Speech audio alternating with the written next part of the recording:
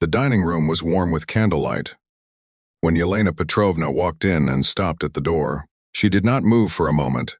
She only looked at the table, at the white cloth, at the roses in the center, and at the woman sitting in the chair that had never belonged to anyone but her granddaughter-in-law. Katya, it was a quiet evening at first. The kind of evening a family waits for all year. The Volkov family had gathered for the anniversary dinner. The one Yelena hosted every autumn in the same house, at the same table, with the same white napkins folded the same way her own mother had taught her. Yelena was 78 years old, and she still believed that small things held families together. A folded napkin, a chair kept in its place, a name spoken with respect. Her grandson, Dmitri, sat near the head of the table, dressed in a dark blue suit, his shoulders tense the way they always were when something was wrong, and he did not know how to fix it. Beside him sat his wife Katya, though tonight, she was not beside him at all. Tonight, she stood near the wall, holding a small embroidered handkerchief in her hands, the letter L stitched into the corner in gold thread. Her eyes were fixed on the table, on her seat, on the woman now sitting in it. The room had gone still. Even the candle flames seemed to hold their breath. In Katya's chair sat Larissa. She wore a pale rose-colored dress, her hair falling softly over one shoulder, and she smiled the way people smile when they know exactly what they are doing and expect no one to stop them. She reached for a wine glass, the one that had always been placed at that seat, the one etched with a small letter K for Katya, a gift from Yelena herself on the day Dmitri and Katya married. Nobody at the table said a word. Dmitri's father, Anton Sergeyevich, looked down at his plate. His wife, Marina, glanced nervously between the two women, her fingers twisting the edge of her napkin. Even old Pavel Ivanovich, Yelena's brother, who usually filled every silence with a joke, said nothing at all. Yelena walked slowly toward the table. Her cane tapped softly against the wooden floor, each step deliberate, each step full of memory.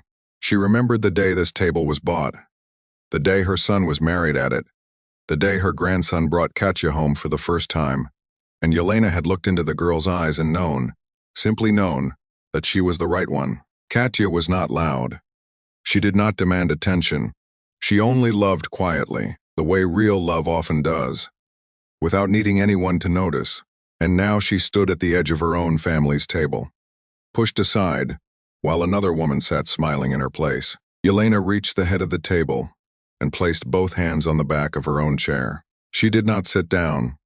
She looked at Larissa, and her voice, when it finally came, was not loud. It was calm. It was the calm of a woman who had lived through hard winters, and buried a husband, and built a family with her bare hands. Brick by brick, year by year. "That is not your seat," Yelena said. Larissa laughed softly, as if it were nothing. "Yelena Petrovna, I did not think it would matter. There was an extra chair, and there is no extra chair at my table," Yelena said.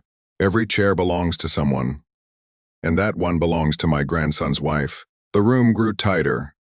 Dmitri shifted in his seat, his jaw clenched, but he said nothing. That silence, more than anything else, was what broke something quiet inside Katya's chest. She had noticed it for weeks now. The way Dmitri answered his phone in another room, the way Larissa's name came up too often in conversations that had nothing to do with her.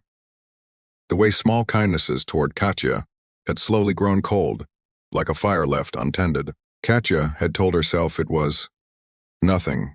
She had told herself that love does not disappear in a season, that a marriage of 6 years does not crumble over a woman with expensive perfume and easy laughter. But standing there now, watching Larissa's fingers curl around the stem of her wine glass, the glass with the letter K etched into it, Katya felt something she had not let herself feel in a long time. Not sadness, anger. Still, she said nothing. She only held the handkerchief tighter. Yelena turned then and looked at her grandson. "Dmitri," she said, and his name in her mouth carried the weight of every lesson she had ever taught him. Every summer he had spent at her house as a boy, every promise he had made at his own wedding. "Do you have something to say?" Dmitri opened his mouth, then closed it again. He looked at Katya, and for a moment, something passed across his face that might have been shame, or might have been fear, or might have simply been the look of a man who had let things go too far without meaning to. "Grandmother, please," he said quietly. "Let's not do this here."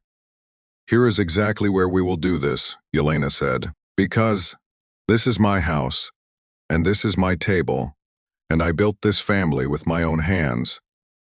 I will not sit quietly while it is taken apart in front of me." She turned back to Larissa, and this time her voice rose, not with anger exactly, but with the full weight of 78 years of standing her ground. "Get up," she said. "Get up from that chair now." The words landed like a stone dropped into still water. Marina gasped softly. Anton set down his fork. Even Pavel Ivanovich, who had seen his sister angry only a handful of times in his life, sat up straighter in his chair. Larissa's smile faltered. She looked around the table for support and found none. Even Dmitri, who might once have defended her, only stared at the tablecloth, unable to meet anyone's eyes. Slowly, Larissa rose from the chair. She smoothed the front of her dress, trying to hold on to some scrap of dignity. Though her cheeks had gone red, "I did not mean any disrespect," she said, though her voice had lost its earlier confidence. "Perhaps not," Yelena said. "But respect is not only about intention, it is about knowing where you belong and choosing to stay there." For a long moment, no one moved. Then Yelena did something no one expected. She walked past Larissa, past the empty chair, and went to Katya, standing quietly against the wall with her handkerchief pressed between her hands. Yelena reached out and gently took Katya's arm. "Come," she said softly. Her voice changed now, warm instead of sharp. "This is your place. It has always been your place." She led Katya to the chair, and Katya sat down slowly, her eyes glistening, though she did not let the tears fall. She set the handkerchief on her lap, the letter L catching the candlelight, a small, strange reminder of everything that had almost slipped away. Yelena stood behind her for a moment, one hand resting on Katya's shoulder. Then she looked around the table at the rest of her family, her eyes moving from face to face, steady and unafraid. This family was not built so that anyone could walk in and take what belongs to someone else, she said. Katya has stood by this family through illness, through hard years, through every holiday I have ever hosted at this table. She has never once asked for anything in return. That kind of loyalty is rare. It should never be pushed aside for someone who offers nothing but a smile and no substance behind it. Dmitri finally looked up. His eyes were wet now, and when he spoke, his voice cracked in a way that surprised even himself. "Katya," he said, "I am sorry. I let this go too far. I was foolish, and I hurt you, and I know that no words tonight can undo that." Katya did not answer right away.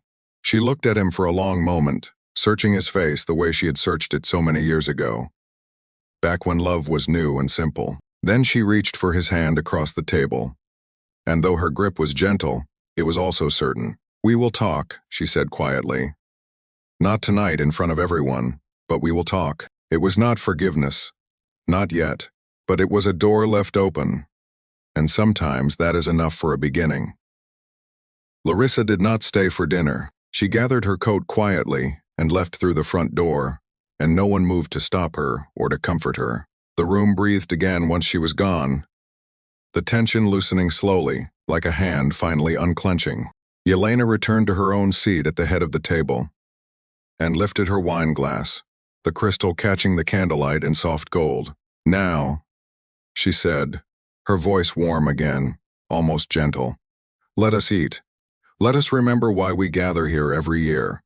Not for perfection, not for appearances, but because we are family, and family means choosing each other, again and again, even when it is hard." Slowly, quietly, the table began to speak again. Marina asked Katya about her garden. Anton refilled glasses. Pavel Ivanovich, true to himself, finally cracked a small joke that made even Katya smile through her tears. And Yelena watched them all, her hands folded in her lap, her heart steady. She had spent a lifetime believing that a family's strength was not shown in easy seasons. But in moments like this one, when someone had to stand and speak and say simply, "This is not right, and I will not allow it." The candles burned low as the evening wore on, and the room filled again with the soft sound of laughter and forks against china, the sound of a family finding its way back to itself. Outside, the autumn wind moved gently through the trees, and inside, at the head of the table, an old woman smiled quietly, knowing that some battles are won not with anger, but with love that refuses to stay silent.